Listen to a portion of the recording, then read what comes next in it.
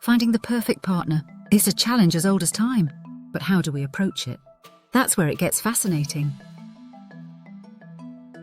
In Asia, family and tradition often take center stage,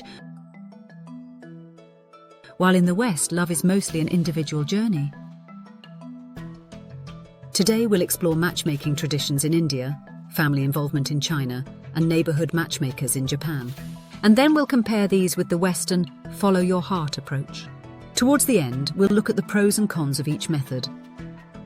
Which one works best? Let's dive in and find out.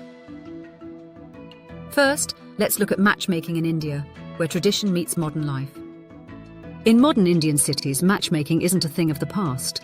Professional matchmakers, newspaper ads, and online platforms thrive. These are often tailored to caste or community or profession. In Indian culture, it is expected that people will marry. Families usually play a major role, checking backgrounds and vetting potential candidates.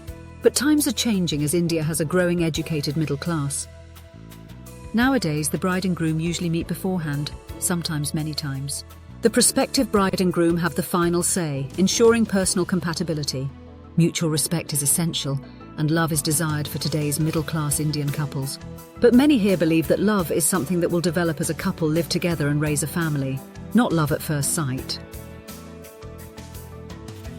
Next, let's look at family influence in China.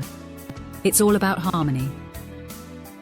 In China, parents and extended family often take an active role in finding a match. For example, have you ever heard of the marriage market? In cities like Shanghai, parents gather in parks to display their children's profiles. They hope to find the perfect match. Family involvement is key. Yet modern Western-style dating apps and casual relationships are on the rise. But here's the catch. Even with more individual freedom, marriage is still expected. Young people in China marry later these days, but there is pressure from family and society to get married. Balancing love and family approval isn't always easy.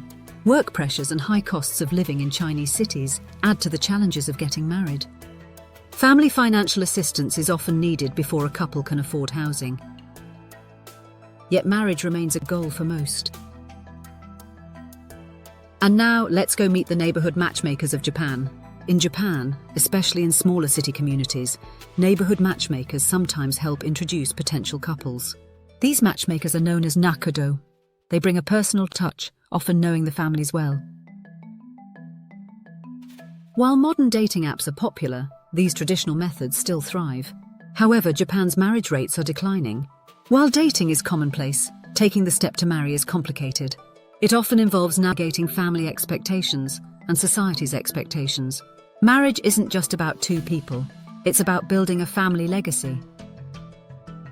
However, for someone looking for a compatible marriage partner, the nakodo is a good way to find a match. The Western individual approach, love at first swipe? On the flip side, Western dating emphasizes independence. Apps, casual meetups, and spontaneous connections now dominate the scene. It's all about finding the one through chemistry and shared passions. But here's something unique in modern times. Marriage isn't a must. Many couples choose long-term partnerships without ever walking down the aisle. While this freedom allows for personal choice, it can also mean less stability. Some relationships break down when the initial spark or passion fades. Many search for the one but never find their romantic ideal. The Western approach highlights individuality. The downside is that it can lack the long-term commitment seen in Eastern cultures. So what's the best way? Which is better? Family-backed matchmaking or a personal love quest? The truth is, both Asian and Western approaches have their merits. Asian approaches emphasize stability, family support, and long-term compatibility. In contrast, Western dating allows for maximum personal choice. A love choice offers the possibility of developing a deep emotional connection. But maybe the best approach is a hybrid. Each culture can learn from the other. So take the time to get to know each other. Check that values and goals are compatible. Involve trusted friends and family for perspective. Don't rush into decisions based on fleeting emotions.